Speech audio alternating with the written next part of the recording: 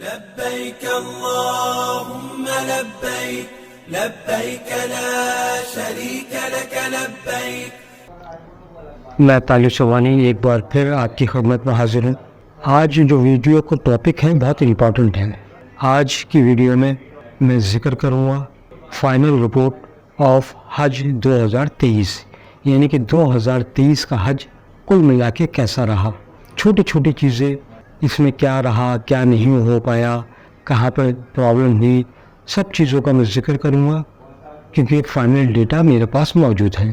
India سے جو flights کا سلسلہ شروع ہوا تھا حج 2023 کے لیے، وہ 21 مئی 2023 کو شروع ہوا تھا. 21 مئی 2023 میں پہلی فلائٹ گئی تھی انڈیا سے، اور 22 جون 2023 تک فلائٹس کا سلسلہ جاری رہا تھا. اسی طریقے سے جو لاسٹ فلائٹ واپسی ہوئی وہ 3 اگست کو تھی، اور 3 جولائی سے فلائٹ کا سلسلہ شروع ہو گیا تھا واپسی کے لیے. انڈیا سے ٹوٹل 590 فلائٹس گئیں، جن کے ذریعے 1,38,450 حجاج کرام سعودی عرب پہنچے، اور واپسی میں 589 فلائٹس واپس آئیں. ابھی 16 حجاج کرام سعودی عرب میں موجود ہیں، جن میں سے 6 حجاج کرام ابھی ایڈمٹ ہیں، باقی ان کے تیماردار یعنی کہ جو کورنگ میں تھے وہ بھی رکے ہوئے ہیں. تو اس طریقے سے 16 حجاج کرام ابھی سعودی عرب میں رکے ہوئے ہیں، 6 حجاج کرام ایڈمٹ ہیں. اس بار 194 حجاج کرام اللہ کو پیارے ہو گئے. سب لوگ دعا کریں اللہ ان کی مغفرت فرمائے، جنت میں اعلیٰ سے اعلیٰ مقام عطا فرمائے، آمین ثم آمین. اور اس بار پوری دنیا سے کہ 162 ملکوں سے 27,55,890 حجاج کرام نے حج کیا 162 کنٹریز میں. اب میں آپ کو بتاؤں کہ حج 2023 پریشانیوں سے بھرا رہا. جو میں نے الگ الگ جگہوں پر جا کے لوگوں سے پوچھا، ان کا فیڈ بیک لیا، تو مجھے احساس ہوا کہ زیادہ تر حجاج کرام کو اس بار پریشانی کا سامنا کرنا پڑا. کسی کو مینا میں پریشانی ہوئی، کسی کو عرفات میں، کسی کو مزدلفہ میں، کسی کو عزیزیہ کی بلڈنگ میں پریشانی ہوئی. کوئی پریشان رہا مدینہ میں ہوٹل کو لے کر. بہت سے لوگ پریشان رہے کہ ہم کو بہت لمبے راستے سے حج کرایا گیا، بیریکیٹنگ زیادہ تھی. تو وہ تو ایک ان کے رولس اور ریگولیشنس ہیں، اس کو تو آپ ہٹا دیجیے، لیکن ہمارے پارٹ پر جو غلطیاں رہیں وہ شرمناک تھیں اور وہ تکلیف دہ تھیں. مدینہ میں جو ہوٹلس حاجیوں کے لیے لیے گئے اس میں اسپیس بہت کم تھا، بیڈ جو تھے اننیسیسری اس کے اندر ڈال دیے گئے. اگر 4 لوگ یا 5 لوگ اس کمرے میں رہ رہے ہیں تو پھر اتنا اسپیس نہیں بچا تھا کہ وہ اپنا لگیج رکھ سکیں. حاجیوں کو بڑی تکلیف ہوئی. اس میں زیادہ تر حاجیوں نے یہی شکایت کری کہ بیڈ پڑنے کے بعد وہاں حاجی صاحب اتنی بھی جگہ نہیں تھی کہ ہم اپنے سوٹ کیس رکھ سکیں، اور یہ بڑی تکلیف دہ بات ہے کیونکہ سامان کھولنا بھی ہوتا ہے، رکھنا بھی ہوتا ہے. ہر حاجی کے پاس 2 سوٹ کیس تھے تو بڑی تکلیف کا سامنا کرنا پڑا. اسی طریقے سے مکہ میں عزیزیہ میں جو بلڈنگ کا سلیکشن کیا گیا وہ آنکھیں میچ کے کیا گیا. سبھی بلڈنگ نہیں لیکن مور دین 50% جو بلڈنگس رہیں وہ ڈی کیٹیگری کی بلڈنگس تھیں. اس میں بھی رومس میں اسپیس بہت کم تھا، سامان رکھنے کی جگہ کم تھی. کچھ بلڈنگوں میں اچھا اسپیس تھا لیکن مور دین 50% بلڈنگس میں حاجیوں کو تکلیف رہی. کامن واش روم کر دیے گئے، 15 حاجیوں کے لیے ایک واش روم کر دیا گیا، اور اس میں بڑی تکلیف ہوئی. خاص طور سے فرائیڈے میں حاجیوں نے بیان کیا بڑی تکلیف رہی. پانی کی قلت ہو جاتی تھی بلڈنگ میں. یعنی جو بلڈنگس پچھلے سالوں میں خادم الحجاج نے یا حج ڈیپوٹیشن والوں نے ریجیکٹڈ کر دی تھی، بلیک لسٹڈ کر دی تھی، ان بلڈنگس کو بھی اس بار ہائر کر لیا گیا. تو یہ تکلیف دہ بات تھی کیونکہ ہمارے حاجیوں نے جب دیکھا کہ دوسرے ملکوں کے حاجی بڑے عیش و آرام سے رہ رہے ہیں، ان کی بلڈنگس بہت اچھی ہیں، تو پھر تکلیف ہوتی ہے حاجیوں کو. 2-3 خامیاں ہمارے حج کمیٹی کی طرف سے بھی رہیں کہ دیکھیے، ایک تو جو ڈیپوٹیشن پہ لوگ جاتے تھے ان کے انٹرویو ہوا کرتے تھے اور اس میں سوال جواب ہوتے تھے ان سے کہ آپ حج کے بارے میں کیا جانتے ہیں، کتنی نالج ہے آپ کو. اس بار پولیس مین اور آرمی مین کو ہی موقع دیا گیا. اب ظاہر ہے پولیس والے اور آرمی والے ان سب چیزوں سے بڑا دور رہتے ہیں، ان کو اتنی نالج نہیں ہوتی. تو حاجیوں نے شکایت کری کہ جو ڈپوٹیشن پہ لوگ گئے تھے ان کو تو کچھ معلوم ہی نہیں تھا. اگر ان سے کوئی چیز پوچھو تو وہ ادھر ادھر بھیج دیا کرتے تھے، خود کچھ نہیں بتاتے تھے، بالکل نئے تھے، ان کو کچھ بھی نہیں معلوم تھا. تو یہ پریکٹیکل جو حج کمیٹی آف انڈیا نے کیا یا منسٹری آف مائنورٹی افیئرز نے کیا، یہ جس نے بھی کیا یہ پریکٹیکل، یہ ٹوٹلی فیلڈ ہو گیا. اسی طریقے سے جو ڈپوٹیشن والے جاتے ہیں، میڈیکل اسٹاف، پیرا میڈیکل اسٹاف، اس میں بھی سلیکشن میں اس بار تبدیلی کی گئی، ڈائریکٹ ان کے سلیکشن ہوئے وداؤٹ اینی انٹرویو. اس لیے وہاں بھی یہی رہا کہ ان کو بھی کچھ نہیں معلوم تھا حاجیوں کو کیسے ٹریٹ کرنا ہے، کیا دوا دینی ہے، وہ بھی بالکل پیدل تھے ہر چیز میں. تو یہ دونوں تجربے جو تھے وہ ٹوٹلی فیل ہو گئے. تیسری چیز ایک جو مین رول ہوتا ہے خادم الحجاج کا، وہی حاجیوں کو دیکھتا ہے، وہی حاجیوں کی پرابلم سالو کرتا ہے. کیونکہ حج کے لیے خادم الحجاج سب سے مین کڑی ہوتی ہے حاجیوں کے لیے. وہ ایک میڈیٹر کا کام کرتا ہے، کونسلیٹ جنرل آف انڈیا کے آفس سے لے کر حاجیوں کے بیچ کی ایک کڑی ہوتی ہے، اور اس کو نالج بھی ہوتی ہے کیونکہ وہ پہلے میں تو عمرہ کیے وہ ہوتا ہے یا حج کیے ہوتا ہے. اور پہلے جو تھا وہ 150 حاجی ہوتے تھے ایک خادم الحجاج پر، لیکن اس بار 300 حاجی کر دیے گئے ایک خادم الحجاج پر. اس میں بھی یہ ہوا کہ جو خادم الحجاج سلیکٹڈ ہوئے اپنی اپنی اسٹیٹ میں، اس میں بھی آدھے لوگوں کو بھیجا گیا. تو خادم الحجاج کے اوپر پریشر بہت ہو گیا، یعنی کہ ان کے اوپر 450 حاجی ہو گئے.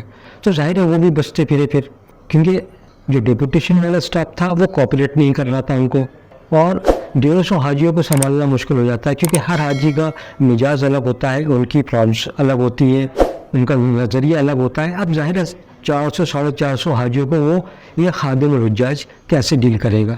تو وہ بھی بچتے پھرے، جتنا ہوا انہوں نے کوشش کری، لیکن وہ پرفیکٹلی اپنا کام انجام نہیں دے سکے، جس کی وجہ وہ فیلئر ہو گیا.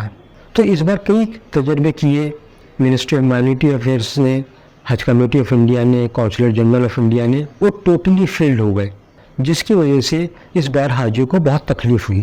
جب حاجیوں سے معلوم کیا تو انہوں نے بتایا کہ وہاں تو دوائیں مل ہی نہیں رہی تھیں، یعنی کہ جو عام دوائیں ہوتی ہیں بخار کی، کھانسی کی، نزلے کی، وہ تو تھیں، لیکن ان کی بھی کوالٹی بہت اچھی نہیں تھی، وہ فائدہ ہی نہیں کر رہی تھیں. اور جو دوسری دوائیں تھیں جو ضرورت پڑتی ہیں وہ دوا اویلیبل ہی نہیں تھی وہاں پر.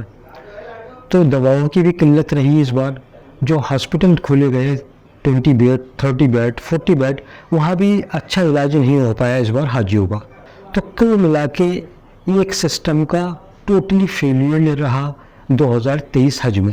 جبکہ اس سے پہلے کئی بار ہم گئے، بہت اچھا انتظام ہوتا تھا ہر چیز کا، ڈپوٹیشن اسٹاف کو بہت نالج ہوتی تھی، پیرامیڈیکل اسٹاف بہت کوآپریٹیو ہوتا تھا، دوائیں ہر وقت حاضر رہتی تھیں، اور جو ہاسپٹل کے بیڈ ہاسپٹل جو بنائے جاتے تھے ان میں بڑی اچھی تیمارداری ہوتی تھی، کیونکہ ہم نے اپنی آنکھوں سے دیکھا ہے اور ان چیزوں کو ہم جھٹلا نہیں سکتے. وہ تعریف کے لائق تھی سب چیزیں. مینا میں، عرفات میں، مزدلفہ میں بہت اچھا انتظام ہوتا تھا، لیکن اس بار عرفات میں جہاں ٹھہرایا گیا وہاں باتھ روم میں پانی نہیں تھا. آپ تصور کیجئے کہ پوری رات گزارنی ہے، گرمی کا موسم ہے، ہر عمر کا حاجی ہے، ان کو پانی اویلیبل نہیں تھا باتھ روم میں. تو ایک ایک بوتل جو تھی، جو پینے کی بوتل تھی، اس سے انہوں نے استنجا بھی کیا، وضو بھی کیا. کیسے کیا ہوگا؟ یعنی جتنے بھی باتھ روم تھے وہاں زیادہ تر، یعنی کہ اگر میں نے 100 لوگوں سے پوچھا تو 98 لوگوں نے مجھے یہ بتایا کہ پانی کی قلت تھی. پانی ٹوٹی میں اویلیبل نہیں تھا، باتھ روم میں اویلیبل نہیں تھا. باتھ روم ایسے گندے ہو رہے تھے کہ اس میں اگر جائیں گے تو وومیٹنگ ہو جائے گی، یا آپ کے احرام پاک رہ ہی نہیں سکتا. یہی حالت مینا میں تھی. مینا میں بھی پانی کی قلت ہو گئی تھی کچھ معلم کے کیمپس میں.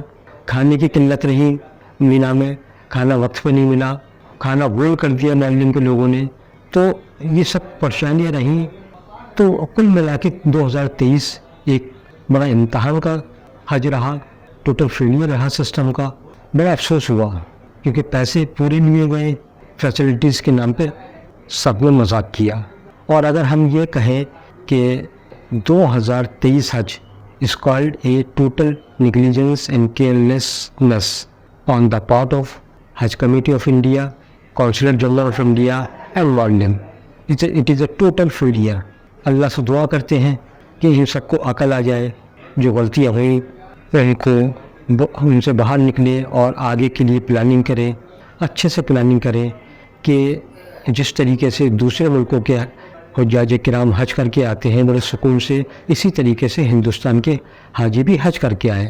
تو میری درخواست ہے تمام سسٹم کے انتظامیہ سے کہ برائے مہربانی 2024 میں ہر جو ویک پوائنٹ تھا جو 2023 میں رہا اس کو کور کیجئے، اور 2024 میں اس طرح کی غلطیاں نہ ہوں، کیونکہ پھر حاجی ایسی مبارک جگہ پہ بد دعائیں دیتا ہے، اس کے منہ سے الٹے سیدھے الفاظ نکلتے ہیں۔ تو آپ اپنے انتظام میں ہیں، اس وقت انتظامیہ ہے، لیکن یہ خیال کیجئے کہ آپ کی فیملی ہے، ان کو بھی نقصان ہو سکتا ہے، ان کی بد دعاؤں سے آپ کو بھی نقصان ہو سکتا ہے۔ تو حاجیوں کی بد دعائیں مت لیجیے، حاجیوں کو جتنا ہو سکے میکسیمم فیسلٹیز دیجیے، یہ میری تہ دل سے تمام انتظامیہ سے درخواست ہے۔ ویڈیو پورا دیکھیے گا کیونکہ میں آگے کچھ اہم باتیں بتانے والا ہوں، اور اس چینل کو اگر آپ نے سبسکرائب نہیں کیا ہے تو برائے مہربانی اس کو سبسکرائب کیجئے، لائک کیجئے، کمنٹس کیجئے، اور اپنے لوگوں میں، جان پہچان کے لوگوں میں جو 2024 میں حج کرنا چاہتے ہیں یا عمرہ کرنے کے لیے جا رہے ہیں ان کو شیئر کیجئے، اور اس سے بھی کہیے سبسکرائب کریں۔ بھرپور انفارمیشن ہے میری ویڈیو میں، آپ کو ادھر ادھر کہیں جانے کی ضرورت نہیں پڑے گی، جو میں کہتا ہوں وہی انفارمیشن میں آپ کو دیتا ہوں، اس لیے بھرپور انفارمیشن ہے۔ اب میں آپ کو ایک بات بتانا چاہتا ہوں کہ میں کوئی مولوی نہیں ہوں یا میں مولانا نہیں ہوں، میں نے پہلے بھی آپ کو ذکر کیا ہے۔ بس آج کل کے جو حالات ہیں مسلمانوں کے، ان کو دیکھ کر تکلیف ہوتی ہے، دل کو دکھن ہوتی ہے، تو اس لیے میں آپ تمام لوگوں سے ایک درخواست کر رہا ہوں، آپ چھوٹا بھائی سمجھ لیں، اپنا دوست سمجھ لیں، اپنا بڑا بھائی سمجھ لیں کہ آپ دنیاوی تعلیم دے رہے ہیں اپنے بچوں کو، انگلش، ہندی، اس کے ساتھ اردو کی بھی آپ پہل کیجئے، آپ کے بچے اردو پڑھ سکیں، سیکھ سکیں، سن سکیں، بول سکیں، اور پھر عربک کی بھی تعلیم دلوائیے تاکہ وہ قرآن پاک کی تلاوت کر سکیں، قرآن پڑھ سکیں۔ تو دنیاوی تعلیم الگ ہے، لیکن آخرت کے لیے بھی دیکھیں ذمہ داری آپ کی ہے، کیونکہ آپ پیرنٹس ہیں، ورنہ کل کو بچے آپ کا دامن پکڑیں گے حشر کے میدان میں کہ ہمارے پیرنٹس نے ہمارے لیے آخرت کے لیے کچھ نہیں کیا۔ تو یہ آپ کی ذمہ داری بنتی ہے، بچوں کو دینی تعلیم بھی دیں اور دنیاوی تعلیم بھی دیں۔ دوسری بات یہ ہے کہ اب ہمیں ضرورت ہے اپنی مساجد کو پوری طریقے سے بھرنے کی، جس طریقے سے جمعہ میں پوری مسجد ماشاءاللہ بھر جاتی ہے، ایسی ہر جماعت میں، ہر نماز میں ہمیں ضرورت ہے کہ ہم اپنی مسجدوں کو آباد کریں، کیونکہ اس کو ضرورت ہے، وقت کا تقاضا ہے۔ آپ دیکھیے سڑکوں پر، مسلم ایریا میں جا کر دیکھیے، اذانیں ہو رہی ہیں، لوگ چائے پی رہے ہیں، گپ شپ کر رہے ہیں، موبائل چلا رہے ہیں، یہ حالت ہو گئی ہے ہماری نئی جنریشن کی۔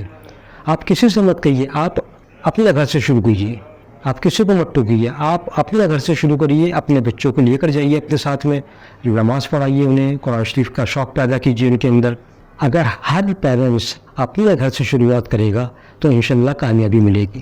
ایک درخواست میں علماء حضرات سے بھی، امام حضرات سے بھی کر رہا ہوں کہ جب آپ تقریر کرتے ہیں تو تھوڑا سا آسان اردو کا استعمال کریں، کیونکہ ہمارے بچے جو ہیں اردو میں تھوڑا سا کمزور ہیں، تو حدیث کی باتیں آپ کرتے ہیں یا اسلام کی باتیں کرتے ہیں یا قرآن کی باتیں کرتے ہیں تو آسان اردو میں کریں۔ اب ہوتا ہے کیا، ہمارے نئی عمر کے بچے سنتے تو ہیں، لیکن جب بیچ میں مشکل الفاظ آ جاتے ہیں تو پھر ان کا ذہن ہٹ جاتا ہے، پھر وہ آپ کی اسپیچ سے ڈسکنیکٹ ہو جاتے ہیں، پھر وہ ادھر ادھر دیکھنے لگتے ہیں یا موبائل چلانے لگتے ہیں۔ تو اس لیے آپ کا جو وے آف ٹاکنگ ہونا چاہیے بہت اٹریکٹیو ہونا چاہیے اور آسان اردو میں ہونا چاہیے۔ اگر آپ کو برا لگے تو میں معذرت چاہتا ہوں، لیکن آج وقت کا تقاضا یہ ہے کہ ہم آسان اردو کا استعمال کریں اپنی تقریروں میں، تاکہ ہمارے نئی عمر کے بچے کچھ سیکھ سکیں۔ کتابیں جو لکھ رہے ہیں، جو کتابت کرتے ہیں، ان سے بھی میری درخواست ہے کہ آسان اردو کا استعمال کریں تاکہ بچے آسانی سے پڑھ سکیں۔ تو مسجدوں کو آباد کریے انشاءاللہ۔ مجھے امید ہے، میں بہت چھوٹا ادنا سا ایک انسان ہوں، میری اتنی حیثیت نہیں، میں کچھ اپنی حیثیت سے زیادہ بھول گیا ہوں تو مجھے معاف کر دیجیے گا۔ اب کچھ سوال اکٹھے ہو گئے ہیں حاجی حضرات کے اور جو ویورز ہیں ان کے، تو وہ کہہ رہے ہیں کہ سوال جواب کا کوئی سلسلہ شروع ہونا چاہیے تاکہ ہر سوال کا پوائنٹ ٹو پوائنٹ ان کو جواب مل جائے۔ تو ہم اس پہ ورک آؤٹ کر رہے ہیں تو انشاءاللہ آئندہ جو ہے ہم کوشش کریں گے کہ کوشچن آنسر کا جو ہے ٹاک شو جو ہے وہ شروع کیا جائے، جس میں آپ لوگوں کے سوال ہوں اور ہمارے جواب ہوں، صرف پوائنٹ ٹو پوائنٹ، زیادہ ڈیٹیل میں نہیں۔ جب تک یہ شروع ہوگا، جب تک کے لیے میں طالب سبحانی آپ سے اجازت چاہتا ہوں۔ نیکسٹ ویڈیو تک اللہ آپ کا نگہبان۔ مصطفیٰ مجتبیٰ مصطفیٰ مجتبیٰ